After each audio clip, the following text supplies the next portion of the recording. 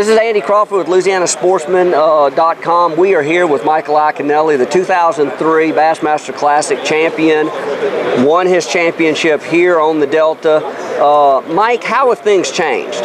You know, it's funny because there's a lot of things that have changed and there's a lot of things that have stayed the same. You know, it's really interesting to get out there and see the diversity. You know, there's some areas that if you took a picture in 2003 and you look at it now, it's perfectly the same. But a lot of other areas are changed, and some areas are wide open. Right. Other areas there's a little more silt deposited in it. So, you know, just learning to navigate out here is a challenge. You know, you talk about catching a fish. Yeah. You know, you've really got to know where you're going out here, and that's going to be another piece of the puzzle this week for the guy that wins the tournament. Well, and you and I talked a couple of days ago. You are heading to Venice, as I understand, or have you changed your mind? No, I'm going to go down. I'm going to be going down. So you're going down to Venice. You did say that you stuck your head in the Sabot Pond area where you won in 2003, and that's completely changed. It's a lot different. You know, you would love to be able to fish in history, but most of the time that doesn't work.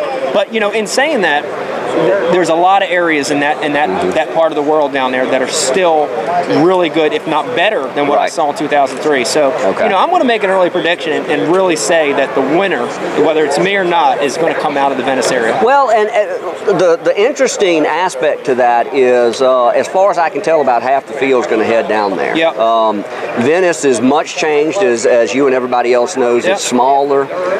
It seems, you know, from my perspective, that it's going to fish pretty small. Are you worried about that? You know, you always worry about that a little bit, especially, you know, if you're making a 2-hour run and you pull into your little spot and there's a boat sitting there. That always bothers you. But, you know, the main fact is that if you get around the right group of fish, that's what you need to win. So even if there's a couple other boats in an area, if you've got that right group, if they're the right caliber fish, you know, you can figure out a way to make it work. So, you know, I'm not as concerned about the competitors as I am about some of the other obstacles, like the fog. I was going to ask you about the fog. Venice fog is renowned. I mean, it's just like looking through that wall. What do you do if you get down to the river and it's fogged in? You know, it's going to be a problem. And, you know, I can tell you, there's a handful of us that got with our sponsors. I got with Lowrance, and I got a radar unit put on the boat.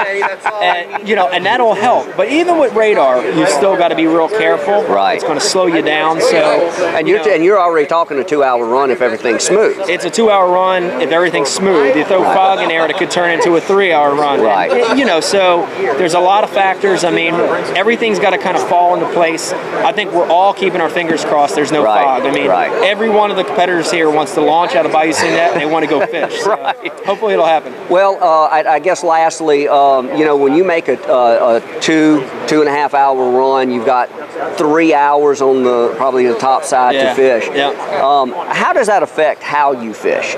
Well, you've got to be a lot more precise. You know, there's your margin of error is not, you know, it's small. And so, again, I think what you got to do is you have to have supreme confidence in an area. You got to get in that area, put your trolling motor down, and not worry about running all over the place, but worry about adjusting to that group of fish. And that's my mentality. So I've got a pretty good idea where this group of fish lives. I'm going to get there. I'm going to fish the moment and try to, you know, do what they're telling me to do. Could be flipping, could be crankbaiting, it could be spinnerbaiting, maybe it's a finesse rod. I don't know. So right now you don't even know what pattern you're going to fish. No, and I think, you know, all tournament guys should think about that. You know, it's so easy to want to fish your history and what happened yesterday or last week, but ultimately you need to fish for the now. And so I'm really going to try to do that this week. All right. Last thing, when I talked to you on Tuesday, you seemed to me to be a much changed man.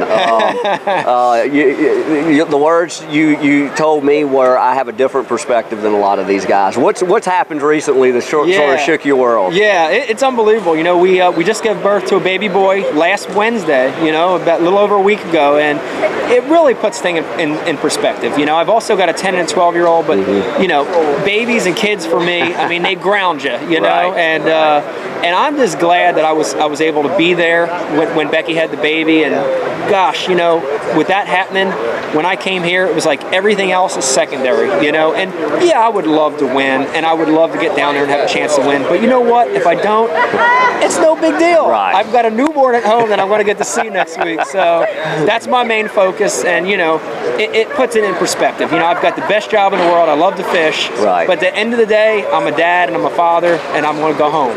that's the way God keeps our head in the game. That's so true. It's true. It was really neat to hear that perspective, and I thought our viewers would like to hear that as well. So, all right, well, congratulations, and we'll talk to you tomorrow. I appreciate that.